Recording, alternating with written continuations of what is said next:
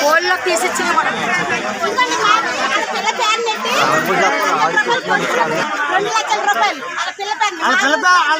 ఇంట్లో గుంపులో లేదండి. నేను పిల్లలకు అంటించింది.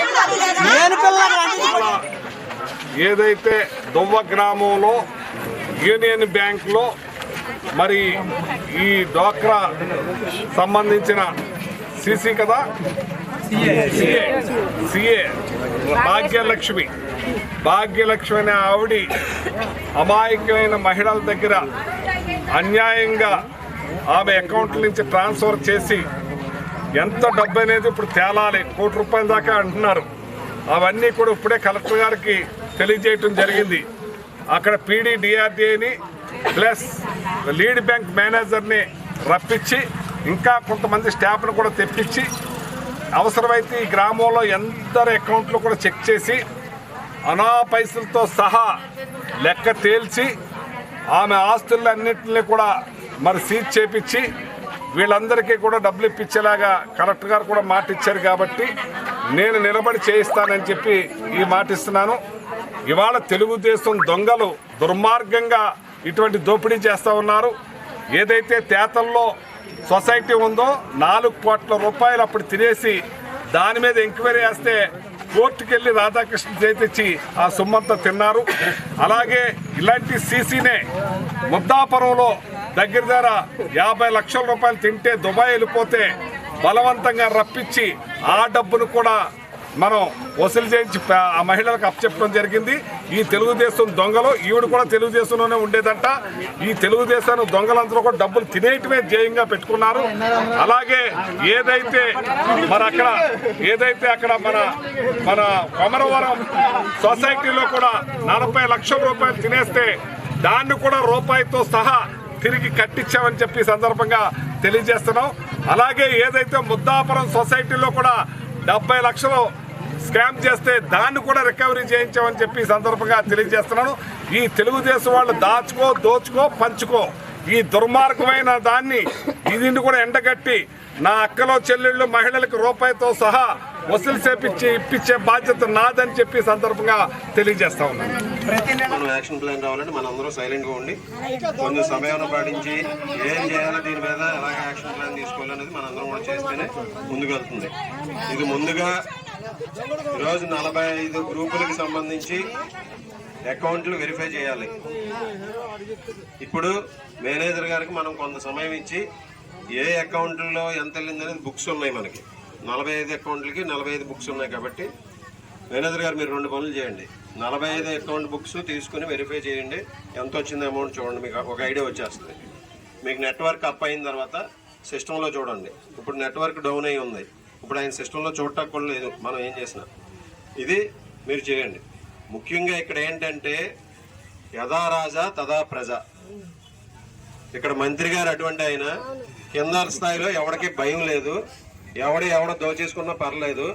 ఈ దువ్వ గ్రామంలో గత 5 సంవత్సరాల్లో నేను మాట్లాడు ఈ దువ్వ గ్రామంలో గత 5 సంవత్సరాల్లో ఎంత దోపిడీ జరిగిందనేది మీరు అందరూ కూడా ఒకసారి ఆలోచన చేయాలి. దేనికి సమాధానం ఉంటుందా? 5 సంవత్సరాల్లో తీసుకుంటే మీరు ఇళ్ల స్థలాలు అమ్ముకున్నారు. ఈ డ్వాక్రా గ్రూప్ లో మొన్న కూడా గతంలో జరిగితే ప్రెసిడెంట్ గారి దగ్గర పెడితే దాని మీద ఏం యాక్షన్ తీసుకున్నారు? సమాధానం కూడా చెప్పలేదు. ఇప్పుడు లెటర్ రాసి ఇచ్చారంట. ఆ లెటర్ కూడా ఆయన దగ్గర అప్పుడు మొన్న లెటర్ కూడా ఆయన దగ్గర పెట్టుకుని ఉన్నాడు. అలాగే ఈవిడికి ఈ డ్వాక్రా కాకుండా రైతు భరోసా కేంద్రంలో కూడా ఉద్యోగం అంట. అంటే వాళ్ళందరూ గూడు పుటాని చేసి ఇదంతా చేస్తున్నారని అనుమానం నాకైతే. ఓకే, రైతు భరోసా కేంద్రంలో ఒక స్కాము, సొసైటీలో ఇంకో స్కాము. సొసైటీలో వీళ్ళు అక్కడ సొసైటీ అధ్యక్షులు గారు ఒక సంఘాన్ని పెట్టాడు. సొసైటీ కాకుండా ఇంకో సంఘం. దాని నుంచి ధాన్యం తోలేయటం, కమిషన్లు, ఇవన్నీ కూడా ఆ డబ్బులు ఎక్కడికి వెళ్తున్నాయో తెలదు. శ్రీకృష్ణ కమిటీ అంట. ఆ విధంగా అది ఉంది. రైతు భరోసా కేంద్రంలో పెట్టారు, ఈవిడ ఇక్కడ ఇలా చేసింది. అలాగే బ్యాంకులో, సొసైటీలో బంగారాలు కూడా పోతున్నాయి, లాకర్లో బంగారాలు కూడా. అసలు దొవలో ఏం జరుగుతుంది, ఏ విధంగా ఉందనేది, ఈ పాలన ఏ విధంగా ఉంది. పంచాయతీల్లో పన్ను కట్టించుకుంటే 9 లక్షలు వేసిపోయినాయి అంట. ఇప్పుడు దాకా దానికి అతి గతి లేదు, సమాధానం చెప్పేవాళ్ళు.